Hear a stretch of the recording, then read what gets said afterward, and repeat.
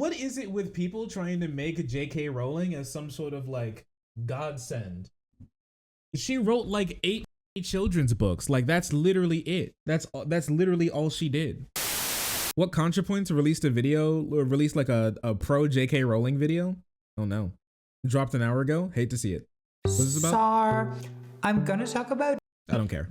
in secret. Why is this 2 hours long?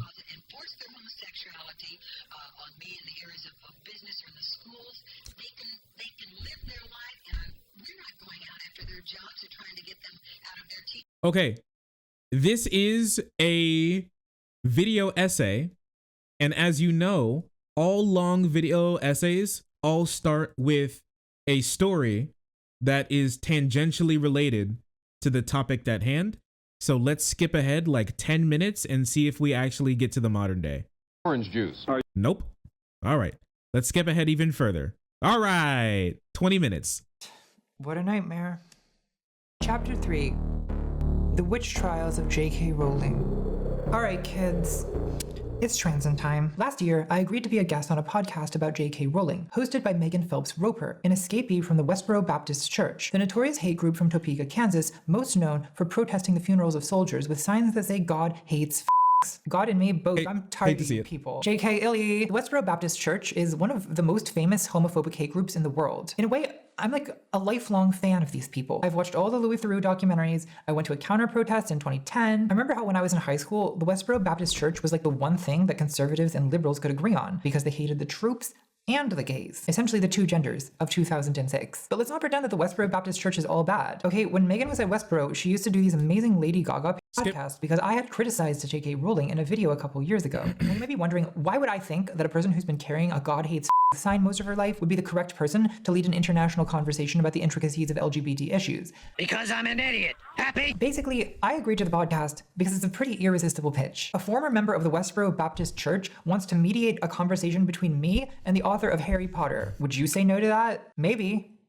If you're smart. Last month, the podcast was announced in an essay by Megan titled The Witch Trials of J.K. Rowling. Obviously a tendentious framing that posits Jo Row as the target of an irrational trans witch hunt. The essay included a teaser quote from Rowling complaining that she's been profoundly misunderstood, as well as a photo of an angry trans mob holding a rotten hell Rowling sign, juxtaposed with an image of conservative Christians burning Harry Potter books in the early 2000s. This did not bode well. So I disavowed the podcast on Twitter because I didn't want my name lending legitimacy to some kind of unearned J.K. Rowling redemption tour. This caused Megan's mom, Shirley, to quote tweet me, calling me a bigot against God. I mean, God is one of the most vulnerable minorities. There's only one of him, and he could really use your help, Shirley. Josh mentioned at 116. Okay. I said in these tweets that I felt used, which that is how I felt, but ultimately, I need to take full responsibility for my involvement in this. The thing about being a guest on a documentary like this is you honestly have no idea what the final product is going to be like. So the decision to participate is always a leap of faith. And I can't really say that Megan misled me. There were red flags from the beginning, and I ignored them because I was projecting my own hopes onto this. My guess is, here's my guess for why Vouch is mentioned, okay? I haven't seen it, so this is my 100% guess. My guess is that it's going to be either a part of the video where she gives credence to or talks about like people who are mean to J.K. Rowling, which makes her like think the way that she thinks. Yeah, actually, I think that's the part where like why people think she's right or something like that, or like how she's not always like completely wrong. And then she's gonna be like, look what Vosh said. He tweeted something mean at her. That's what I think. That's my guess. You know, it's a compelling story. I liked the idea that this famous former bigot could talk some sense into a famous current bigot. We all love a good redemption arc, and I started my career de-radicalizing the alt-right. That's something I've moved away from, but there's still part of me that wants to see the best in people, and to believe that people can change if you just talk to them and make a good enough argument. Maybe my wishful thinking was that because Megan left Westboro, that must mean that she must understand the intricacies of anti-LGBT bigotry, right? And despite no evidence for this, my hope was that Megan would act as the trans ally and could be really effective at confronting Jo Row about all the transphobic stuff she says, right? Wrong. I'm Megan Phelps-Roper, and these are the Witch Trials of J.K. Rowling. The Witch Trials of J.K. Rowling is more than 7 hours of apologetics for JKR. The podcast Holy presents crap. Rowling as a complex, humane, heroic figure with an inspiring feminist backstory. Jo Rowling's rise to success is this sort of feminist Cinderella story. Now cruelly besieged by a vicious mob of transgender activists. Bro, she wrote a children's book. What do you mean? Listen, what is it with people trying to make J.K. Rowling as some sort of like godsend? She wrote like 8 shitty children's books. Like that's literally it. That's literally all she did. Am I wrong? I mean, like, let me know if I'm wrong. But like, yeah, is it like that cut video that we watched where they had people describe what feminism is, and their definition of feminism is when women have money? All because she, as a woman, had a few tiny concerns about the transgender rapists. I have been becoming increasingly concerned about the way in which women were being shut down. Women who I felt had some very valid concerns. Megan uncritically accepts Rowling's framing of the conflict as feminists versus trans rights activists, whom Rowling describes as A powerful, insidious, misogynistic movement. For the first 5 hours of this podcast, Rowling's critics are presented as an irrational mob of enraged, shrieking, sexually violent fanatics. Hate to see it. Boycotted, and in some cases, burned. When confronted about the obvious implications of the podcast's title, Megan said, "The title is ambiguous. Toward the end of our conversations, I spent a long time talking with J.K. Rowling about discernment, about how a person can ever know if they're standing up for what's right or joining a moral panic. I think you'll be surprised by the thoughts she shares." I don't think you will be. I was not surprised. I know I won't ever regret having stood up on this issue, ever. The podcast released new episodes Nice weekly, and whenever Megan was challenged about the blatant one-sidedness, Megan would respond, "Oh, you just think that because you haven't listened to the whole podcast yet. Maybe you should reserve judgment. Much 7 more of other hours. perspectives is coming. Make sure to tune in next week. More bombshell revelations to come." Well, I've listened to the whole podcast now, and I truly do not think that anyone with basic media comprehension skills could come away from this thinking that the main intent was anything other than to portray J.K. Rowling as the martyr of an unjust, what's the word? Witch hunt? This is the obvious implication of the podcast from the first words to the very last. And of course, Rowling does literally get the last word. The final episode concludes with this. There are more important things in this world than being popular. And that doesn't mean it's more important to me to be right. It means it's more important to me to do the right thing. Why would you end on that note? Why would anything about this podcast be the way it is if Megan didn't fundamentally believe that J.K. Rowling is in the right? I don't regret it because I did the right thing. Like, there really is no other reasonable way to interpret this. So I wish that she would just be honest. If you believe that J.K. Rowling is the misunderstood victim of a witch hunt, then just say that. Make the argument you want to make. Don't crouch and hide behind this disavowal, this obfuscating veil of just asking questions. Don't rely Why on is this shit so green? large gamete producers' Did she pour the juice into her magic ball and is now being engulfed by green juice light? That's crazy. These people don't understand the emotional burden placed on marginalized people who are asked to defend their rights. Like, if you're straight, do you want to publicly debate whether your marriage is valid? Andrew Dworkin claimed that penetrative heterosexual intercourse is inherently an act of violence. I noticed that most straight men don't want to have a calm, civil conversation about that. So imagine how they'd react if there was a powerful political movement to criminalize penetration or revoke their right to marry. Add in a lifetime of ostracism, family rejection, bullying, and discrimination, and maybe then you'll begin to understand the hysteria of a lot of queer people. It is my right to raise my child with the moral precepts that I find to be beneficial for my child. Beto O'Rourke does not get to raise my child.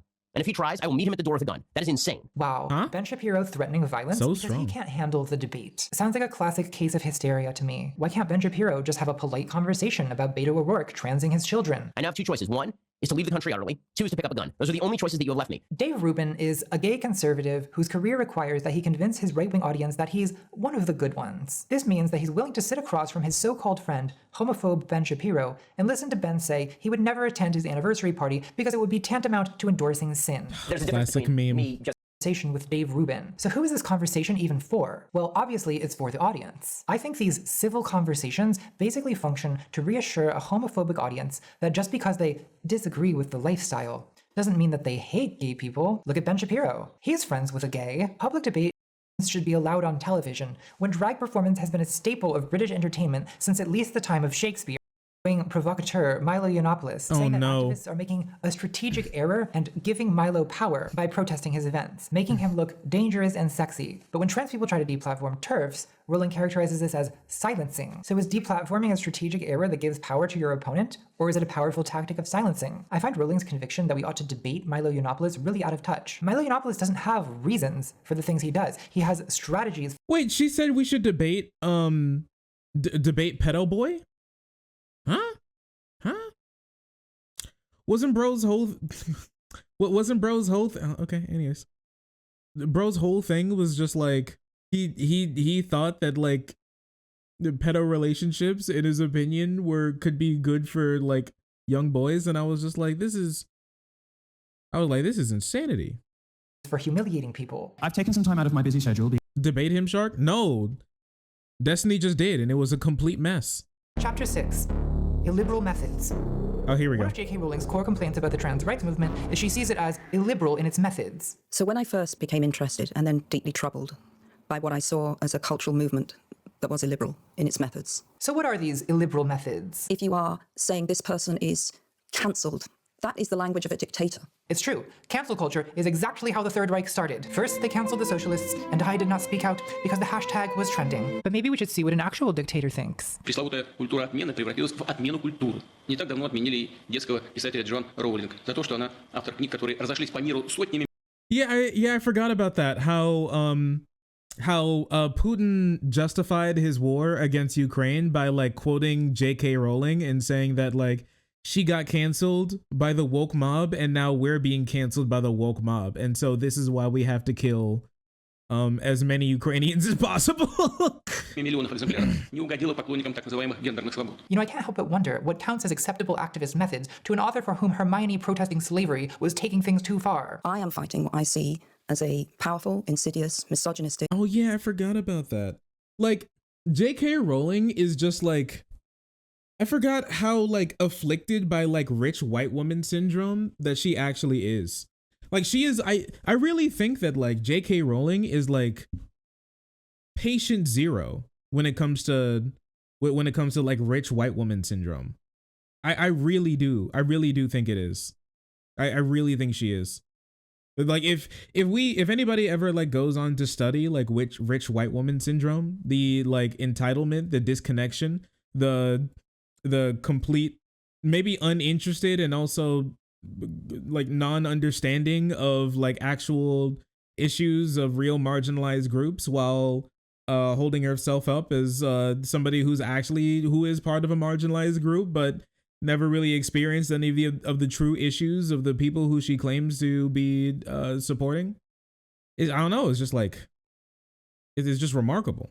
Movement. I do not see this particular movement as either benign or powerless. Rowling seems to think that the trans rights movement is dangerous and authoritarian in some unprecedented way that makes it different from all past liberation movements. But how? What are these illiberal methods that distinguish trans rights activism from similar past movements? Canceling? Anita Bryant was way more canceled than J.K. Rowling ever will be. Boycotts? Boycotts have been a staple of every progressive movement. Wait, did she put Soup Lady in here? Did she put the lady who was trying to protest against trans rights in heckin' New Zealand in here?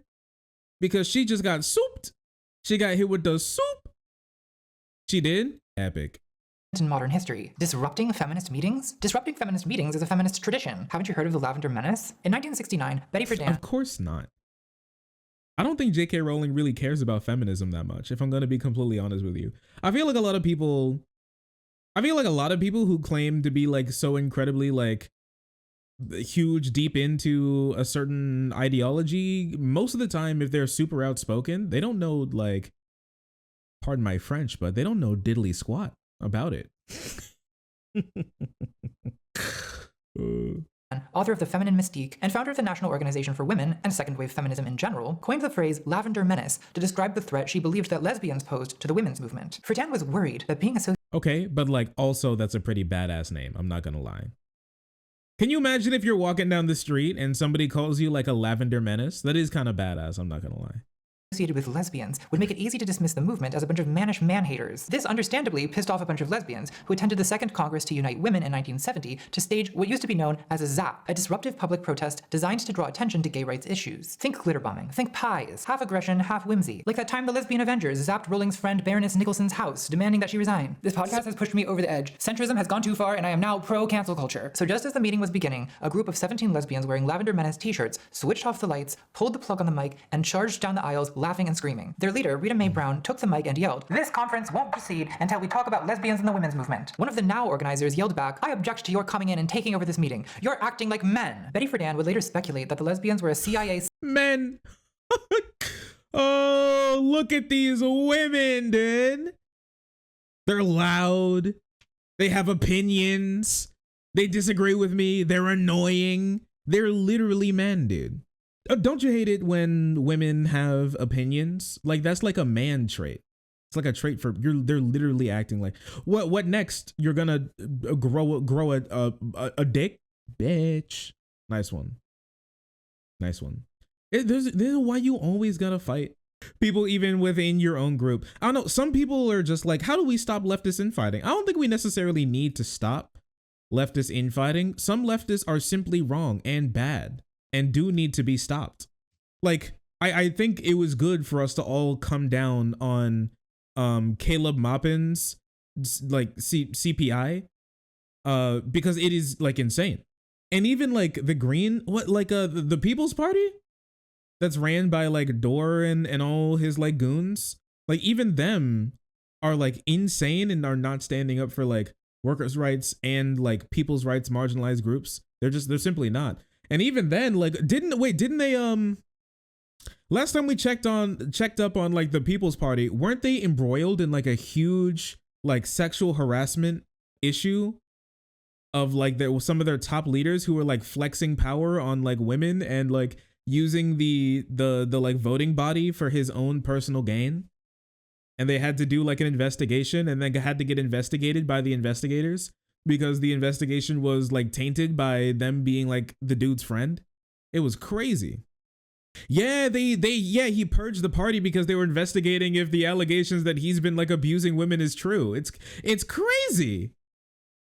PSYOP designed to make the women's movement look bad. So the Lavender Menace disrupted the feminist meeting using illiberal tactics, not because they were against feminism, but because they wanted lesbian exclusionary feminists to include them. It's the same thing that's happening today when trans people disrupt feminist meetings, as J.K. Rowling puts it, interestingly neglecting to mention which feminist meetings these are. I was starting to see activists behaving in a very aggressive way outside feminist meetings. There was a feminist meeting in which they were banging and kicking on windows, very threatening. There's a historical obliviousness to Rowling's idea that trans activists are somehow more aggressive than similar past movements. Like she retweeted a transphobic gay man called Dennis Noel Kavanaugh, who says, "All those gay rights and AIDS protests, I don't remember a single one where we intimidated or silenced a woman. Not a single one. Not a single one. Not a single one. Not a single one."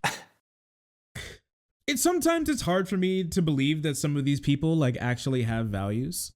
You know what I mean? It is kind of hard for me to believe. Like the idea that like, does that man actually think that like in the 1960s, 70s, and 80s, like the 40s, like in the entirety of like the 1900s and like queer revolution, does he genuinely believe that not a single woman ever like agreed with like the homophobic and transphobic men who were trying to take away their rights and put them in jail? Does he sometimes I wondered, like, does he genuinely believe that? Do you actually think that? And if you do, I'm like, what are you talking about? Like, I know a lot of these people are British, but like, what about like I think you should know at least like a little bit about Stonewall, right? Is Stonewall big enough to be is Stonewall big enough to be like a global feminist like a global like a queer rights moment?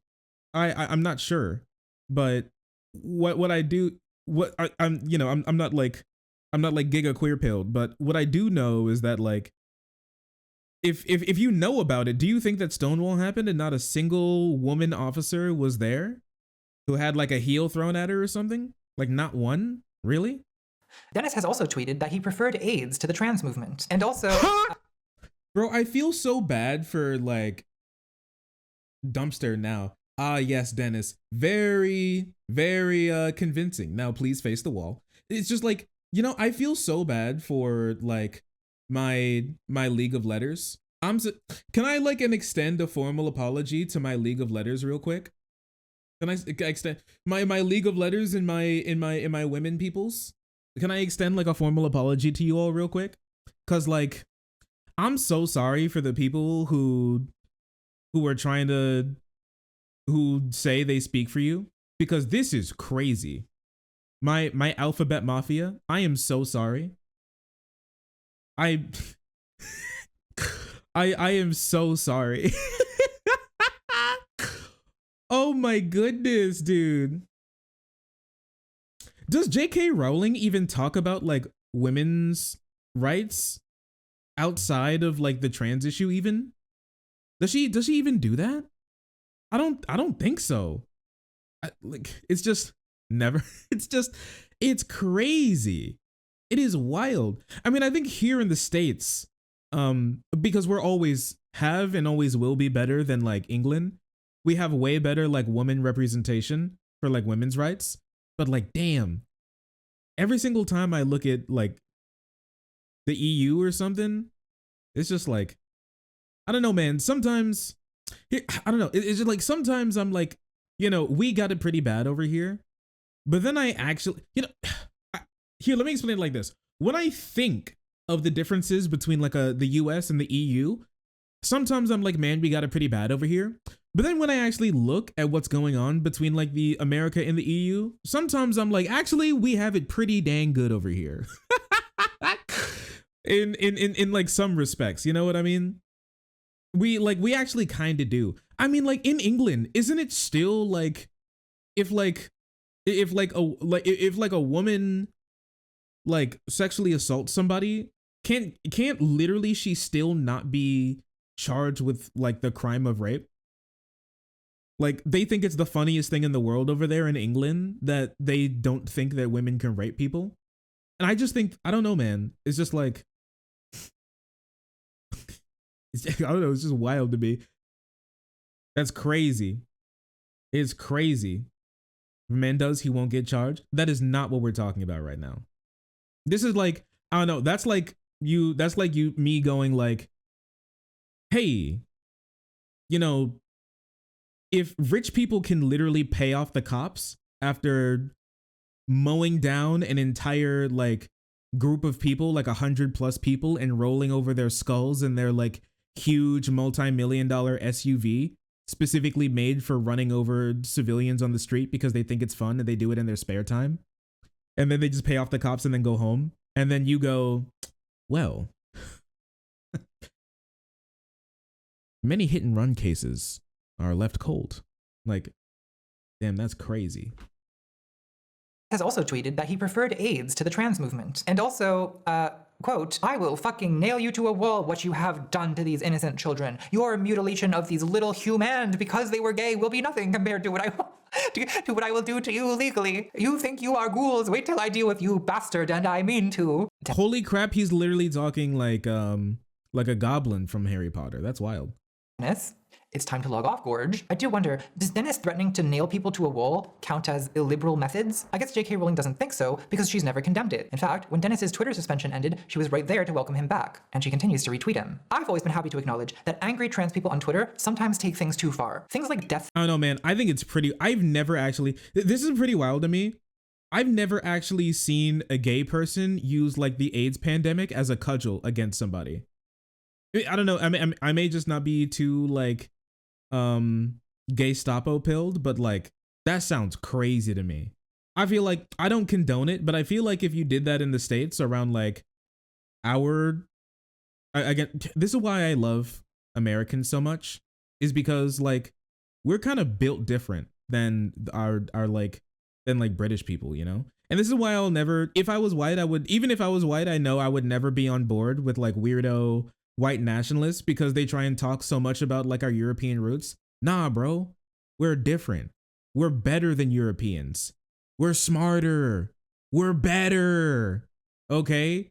If you like, if that dude like said that at like a gay bar here, Okay, if he said that at like a gay bar in like California, like in LA or in New York, bro would get mollywopped. I feel like he would get like, they'd all pick him up and just chuck him out of the whole building while recording it.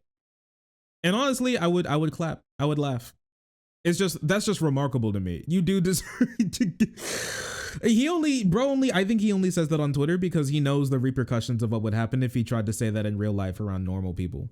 Threats or misogynistic That is insults. insane. I don't support that, and I've called it out in the past. Like when the leftist streamer Vosh, drama alert, who is not trans, tweeted at J.K. Rowling, women be quieter. Wait, what did he? Take things too far. Things like she was right there to welcome him back, and she continues to retweet him. I've always been happy to acknowledge that angry trans people on Twitter sometimes take things too far. Things like death threats or misogynistic insults, I don't support that, and I've called it out in the past. Like when the leftist streamer Vosh, drama alert, who is not trans, tweeted at J.K. Rowling, women be quieter and start apologizing. Anybody up? Not trans? Challenge. I called him out, tweeting, doing edgy, ironic misogyny while defending trans people magnifies the grain of truth in what TERFs say about there being misogyny in trans activism. I tweeted that because I recognize that if people who are claiming to speak for you are doing so in a misogynistic way, and if you let that slide, you're going to wake up one day to find that you're in a misogynistic movement. Of course, Vosh took the criticism really well, explaining that, actually, I just didn't understand the So what is this? With respect, the arguments you give in your points that support my position here, the arguments you give in your videos that support my position here, with all the associated context of the site, you're using the best place to speak about on nuance. Strikes me is really off that you're extremely confident. You definitely know better than a trans woman who's been doing this activism for over a decade. If I'm gonna be honest with you, if I was in Vosh's position, I would have simply just not responded to Contra. You simply just mute the conversation and then maybe mute Contra's account. And then you just like tweet a picture of your cat and then you just go on about your day. We're going to be honest with you. He couldn't. He was going in for the bit. Sometimes you do got to cut the bit off. You know what I mean? You made your meme. You made your meme already. All right. And then you could like, yeah, you made your meme already and then you just move on. That's what I think. Cause like after this, obviously there's basically nothing that you can really say to win them back if they're just like, oh, misogyny. They're not necessarily wrong. They're not necessarily wrong, especially if they don't get the joke. Was this posted, cause I know this is like in reference to something that, did J.K. Rowling say this or somebody said it recently? I know it's like a reference meme to something, you know? I'm not sure if, oh yeah, because this was on his own tweet. People wouldn't get the joke, right?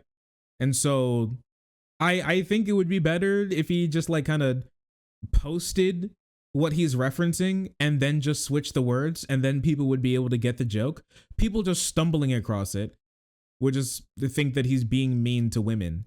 And so then it comes off wrong. We've talked about it before. We've talked about this type of stuff before. I think in this situation it would be better to just simply just like not respond. Just don't respond. Don't respond. You get to keep your meme.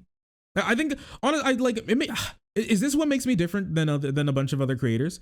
Because I find it like very beneficial to simply not talk to somebody like a lot of the time. You know what I mean? It may just be me, but I find it like you get to keep your meme. You mute the conversation. They get to have their piece. And then you all just keep, and then you all, you know, you go to bed that night and then you wake up the next day and then you like, I don't know, was this when he was still playing Metroid or something? He should have said white women. You're right. You're right. That was like, I'm not even joking. If he said white women, he probably could have like, he probably would have slayed better.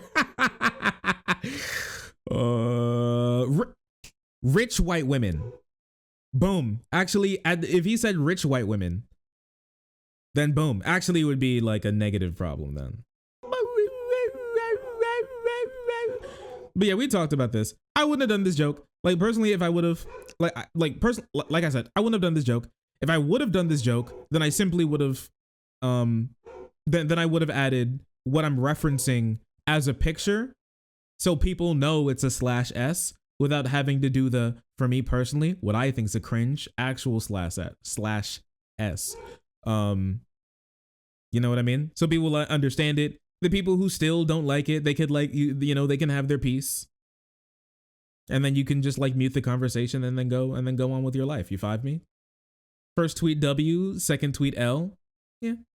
Apologizing challenge, I called him out, tweeting, doing edgy ironic misogyny while defending trans people magnifies the grain of truth in what TERFs say about there being misogyny in trans activism. I tweeted that because I recognize that if people who are claiming to speak for you are doing so in a misogynistic way, and if you let that slide, you're going to wake up one day to find that you're in a misogynistic movement. Of course, Vosh took the criticism really well, explaining that actually, I just didn't understand the complex tactical arguments for the moral necessity of being misogynistic to J.K. Rowling, and then he accused me of cancel culturing him while at the same time literally telling his followers to publicly shame me. Yes, I took this clip from the FD signifier video because I couldn't be bothered to find it elsewhere, as it goes. I'm not gonna lie, I would be getting pretty tired if I'm 1 hour and 17 minutes into a video. Dude, so I get you. Vosh on stream telling his followers to harass another creator, ContraPoints, into taking his side after one of his many self-induced controversies. Damn. Dude, FD, I could feel the feeling that he had while typing that one out. Cancel culturing him while at the same time literally telling his followers to publicly I actually forgot what he said. The replies being like, that's not what's happening right here. Like, this is necessary, okay? Publicly shame her into changing her mind on this. Then bringing up my past struggle with addiction. I don't. I think that's for me, I think that's like a weak. Like I agree that it shouldn't have been said. I think we made a video about it, honestly. It wasn't about was it about Vosh? In JK? I don't remember. I think I released 2 JK Rowling videos around that time. I think I released one about how I think it was like I get it, I understand the joke and everything, but like, you know, if you make a joke like that, you gotta understand not everybody's gonna find it funny. And some people will find it like not useful, and then you just got to be okay with that. For me, it's just, for me, how I take it is that when you want to be like a bit more edgy, especially in these spaces, I think you can do it and do it like, I think you can do it and it can be fine. You just have to be more okay with the idea that people are simply just not going to like it, and then just like accept that fact that people are just not going to like it sometimes. You know, I really feel like if like letting people disagree and then just moving on would be better than just kind of like sitting on it, really. Because wasn't his big argument like, we're supposed to be talking about like JK and her misdoings, and now like they're trying to switch the situation and talk about me and me being bad, that obfuscates like the actual issue that we're supposed to be talking about. If that was the case, bro, don't respond. Don't make a video about it. Don't respond, mute the conversation, maybe mute the people, maybe unfollow the people, and then just move on. Let the tweet stand, and then just move on, and then just never mention it again, really. And then just like keep it trucking. If I was going to say so, and there's like a conversation around like me or my community that's going on, like I don't really like, and my take is, I don't think we should be talking about this. You know what I do? You're not gonna see me make a video about it. You're not gonna see me make a video about it. I'm not gonna make like a bunch of tweets about it. I'm just gonna I mute the conversation or block the people or just like unfollow them or something, and then I move on. I simply just we keep on moving as it is. Move you off this site and into, I don't want to bring up the substance abuse. So that pretty much. That's this guy. What a guy. He really do be he really do be saying things. What do you think, chat? On the scale of saying things to not saying things, do you think Vosh is on the saying things side of it? I don't know. Personally, I would have to say he's definitely on the saying things portion of what's going on. He do be speaking. He do be speaking. Sometimes he shouldn't. I'm gonna be honest. He can't stop speaking. It's his character flaw. Listen, he can't stop speaking. It's what got him here. His mouth is his greatest asset and greatest flaw. No matter what you think, can we at least agree on that? Vosh's mouth is his greatest asset and greatest flaw. It be that way sometimes. It really do. No, it's his beard. His beard's the greatest asset or greatest flaw? Because I think he has a nice beard. His greatest flaw used to be his hair. Yeah, until Vermin like took care of that mess for him. I think it was cringy, and I don't think it was that bad. Yeah, I don't think like, I don't think like anybody like thought that it was like the worst thing ever. I even think in like Contra's like meme like a response to it, I don't think that she thought it was like the worst thing ever. She literally said doing edgy misogyny doesn't make the trans rights movement look good. Maybe your tweet didn't land the way you wanted. Okay, fine, it happens. But why get so defensive about a reasonable criticism? I really don't think that she took it like as like this is the end of the trans movement. I think she was like, this isn't a good look, bestie. Which, you know, I think is reasonable. I don't think it's unreasonable to say ain't a good look, bestie. I'm gonna be completely honest with you. I think that's a reasonable thing to say. Oh, sorry. I didn't see you there. If you're enjoying the content, hit the subscribe button. If you don't, it'll make Boo very sad. I know a bunch of you who are watching are not subscribed. Join the frenzy. You won't regret it. Thank you, Boo.